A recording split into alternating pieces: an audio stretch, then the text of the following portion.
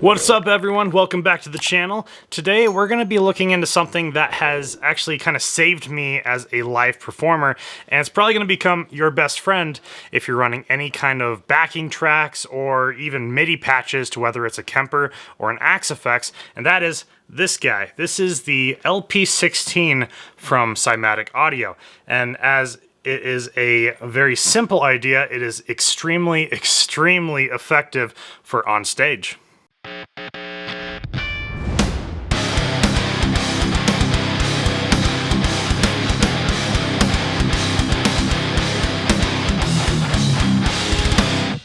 And what is the LP-16 from Cymatic Audio, you may be asking? Well, they brand it as a live player. So basically, it's going to take any audio files that I put into it. I'm going to put it right into the front in the USB jack, and then it's going to come out any of the 16 outputs in the back. So for me, for Purge the Heretics, I have a stereo out, the first two, left and right, that are going to front of house, and that's going to have any synthesizers, violins, piano, anything that we really can't play while up on stage, and it's going to come through the PA system.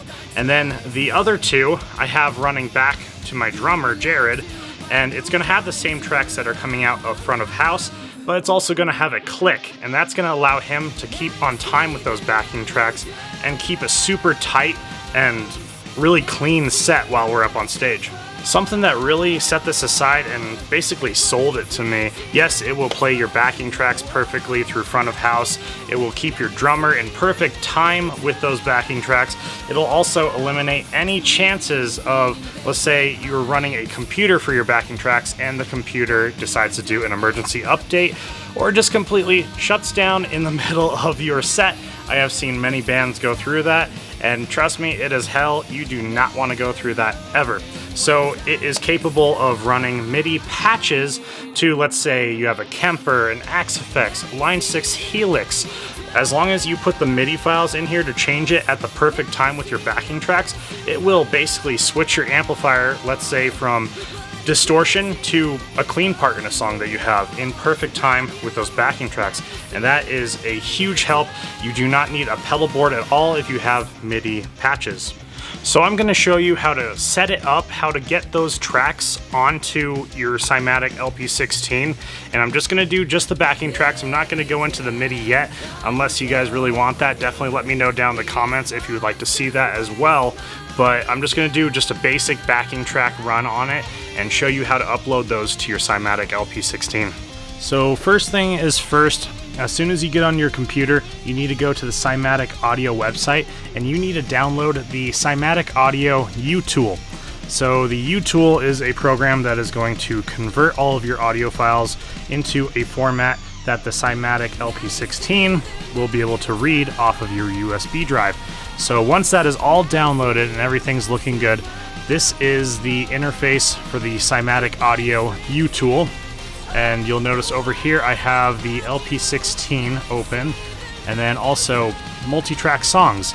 And in Multitrack Songs, when I push down on the arrow, there is no songs. And that is because it's completely empty. So we need to add some songs, and the Multitrack Songs is where we want to go for that. So you will click on Multitrack Songs. There we go. And you will hit New Multitrack Song, and it will bring you to this screen. So from here, you can name a song. So I will start out with Apocalypse. So APOC. And then over here, you will click this file, and that will bring you to all the files in your computer. I keep all my stuff in music, so I'll select that.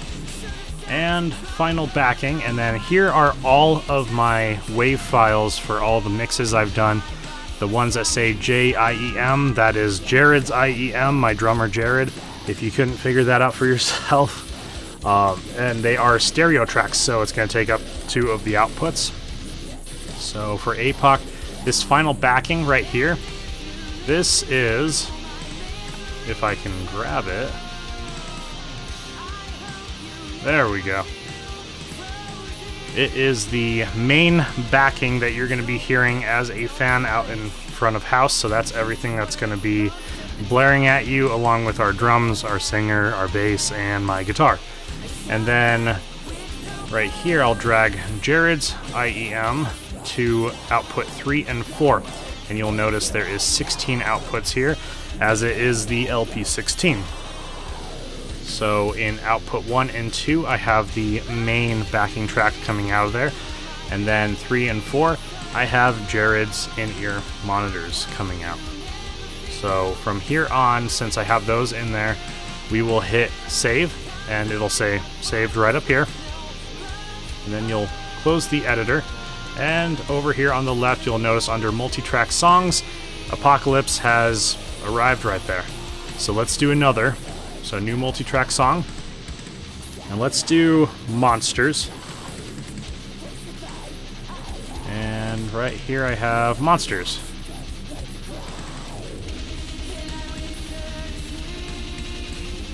And I have the main backing coming out of output 1 and 2. And then Jared's in-ears coming out of 3 and 4. And it is good to keep them very unified. That way you don't get messed up with, 16 different outputs and which one's in which output and which one's not in which output. The nice thing about having 16 outputs is you can actually put it to where you can have the guitars in the backing tracks out of 1, you can have the piano in the backing tracks coming out of 2. And if you have a dedicated sound guy, you can actually mess with all of those different levels and kind of do a mix while you're playing. But we do not have a dedicated sound guy, so for right now we're going to go with the mixes that I've made for our live shows. And then since we have Monsters here, we will hit save. It is saved up here, and close the editor, and so on and so forth. To export to your USB drive, we come up here to export, and we'll click down on Multitrack Songs, and here are your songs that you just uploaded. And then the target type, we want it to be LP-16. And then over here for the target, right on the other side here, we want the USB drive. So this is the USB drive that I am using. So I will click that, and it'll come up with whatever is on that. So to put these over onto the USB drive, we gotta click the little check mark here, and there they are. They appeared right here. And then all you have to do is hit export. So let's go ahead and hit it.